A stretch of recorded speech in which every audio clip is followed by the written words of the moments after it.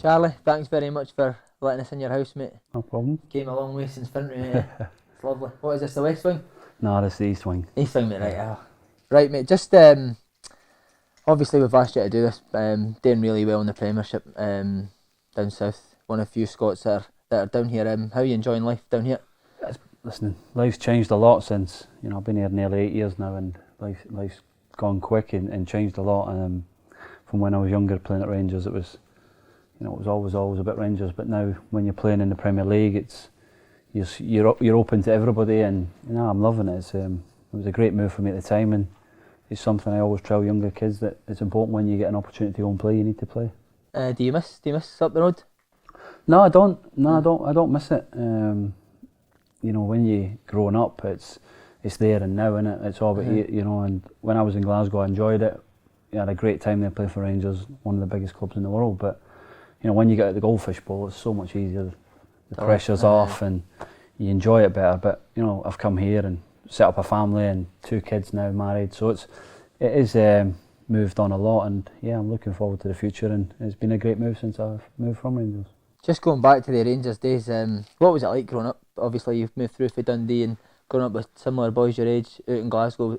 Was it a good time? Yeah, it was great, but the thing is, I was never brought up a Rangers fan, so I never understood what it was like to be the Old Firm. I was a young lad going in, with my eyes open. I supported Dundee, and I still do now, but it was never for me going to the Old Firm. I thought it was the be end all, and some of the lads that were there playing, every day were earning contracts because it was a life. It was a family's life playing for Rangers and Celtic. But for me, it was going there, and it was a massive step. Moving away from home was obviously a difficult one, but I enjoyed it really, really, really good, and I felt I had a good career there. And let's say when your time's up, when it's time to go, and moved on and moved on to Blackpool.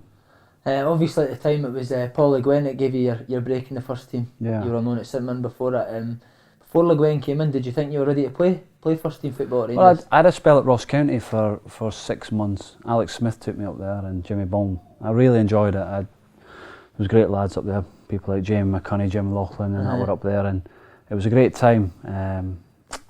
Stuart Taylor, now assistant manager at Wolves, he was there, and it was a learning experience at 17 going up there, but I got injured after about 2 or 3 months, and I come back and I had a problem, so that never really went as well as I did. And then I seen at the end of the season at Rangers, and then Gus took me to St Mirren for the year, and when you get promoted and you win the Bells Cup, it was amazing, and I really enjoyed it. And then that's when I knew that I wanted to play, and luckily enough for me, the manager obviously changed at Rangers, and Paul Le Guen came in, and I got a great opportunity to play, and I done well, and I'm probably one of the few that was sad to see him go, because he gave me an opportunity that any other manager never gave me. So it's difficult, but they always have that reason. But I enjoyed it, and it was great to be able to play for Rangers the amount of games I played. When Le Guen came in, could you tell straight away that he liked you? What was it that you think he liked? I think scoring a hat-trick in South African pre-season helped. But no, he was always at me, and he always wanted more, and I always felt that I was going to get an opportunity because I was around the first team a lot, and then when the first day of the season came, we played Motherwell away, and I got man of the match, and that was obviously when I first started playing, and then I played a few games in a row, and it was great, and he just let me play, and I played on the left wing, and I was still young, but he tried to help me and coach me, and he was tough. He was tough to work under, but he was good for me, and obviously the disappointment of what happened at Rangers, that's for every manager to see, but it was good for me on a personal note. Do you think if it was like a Scottish manager, maybe an old school English manager, because maybe the foreign manager probably liked you because you're a technical player. Maybe. If a Scottish one came in, maybe you wouldn't have got that opportunity. Probably no, because then when Paul went and then Walter came in, it changed. I played a few games under Walter, but I was probably playing in the Old Firm games, or when we were playing at Aberdeen away, the tougher games I was playing, and I wasn't enjoying it, and then I went on loan to Blackpool for 6 months, and it broke me heart. I was in tears, like on the phone with my mum and dad. I said, I don't know. It's like, obviously when you leave Rangers and Celtic, you think it's the end of the world, but it was important that I had to take that challenge, and I took it, and I came here and I done well for 6 months. When you first broke into that Rangers first team, though, how was it playing with people like Ferguson and stuff like that? Was the demands tough? It was difficult. Was it? Everybody knows that Fergie likes to moan, but I always learned something from John Brown. He said to me as a kid, when I stop shouting at you, that's the day that you need to worry. And Fergie was at me every day, and I don't know, probably that he wanted the best out of me, and I always felt as a young kid growing up, like, you never ever want to say anything to the first team players, but I always felt that he was quite hard on me. But I respected him as a player because I thought he was a wonderful player, and he was a great player for Rangers.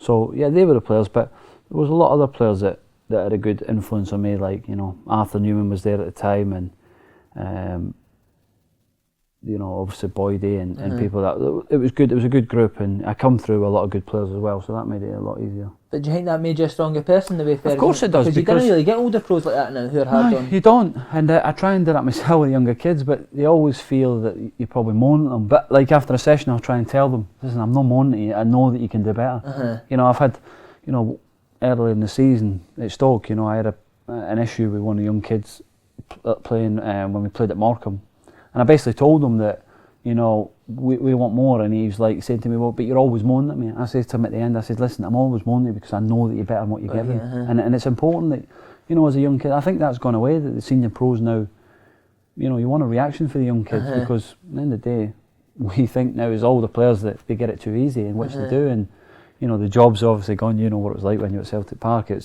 was jobs, and they don't do that nowadays, and I think the whole philosophy of that side of the game's gone, but it is good to be able to help them, and let's say you need a break, and hopefully, let's say I got that break, and it's important that you take it. Just the last wee bit on Le Guen, do you think it was the time that he went, do you think it was necessary for him to go? Was it the time? I think there was probably an issue with it. The foreign mentality is different, and Fergie probably never liked it because it was always played down. There was never an argument after a game, which as British managers or whatever there could be, and he never liked that, and he thought that probably Ferguson was too strong a character in the dressing room with the players that he had, and the manager wanted to make a statement, and he got rid of him, and it backfired, and it's a shame because his philosophy and the principle was right, but probably underestimated Scottish football and what he should have done. But amongst the boys, was everyone saying it's time for the manager to go? No, I've never have actually said that. I've never been in the dressing room where I thought, you know what, that manager's going to get the sack. It was at the blue when he got the sack. But I think he made some crazy decisions, as in he gave Gavin Ray the captaincy, took off Fergie and gave Gavin Ray. And it's difficult for Gav because he was in a situation where he was playing, but also when a manager comes in and just straight away gives it to you, it is difficult. So no, he made decisions that probably cost him his job, but at the end I appreciate that he gave me an opportunity to start my career there, and deserved and enjoyed it.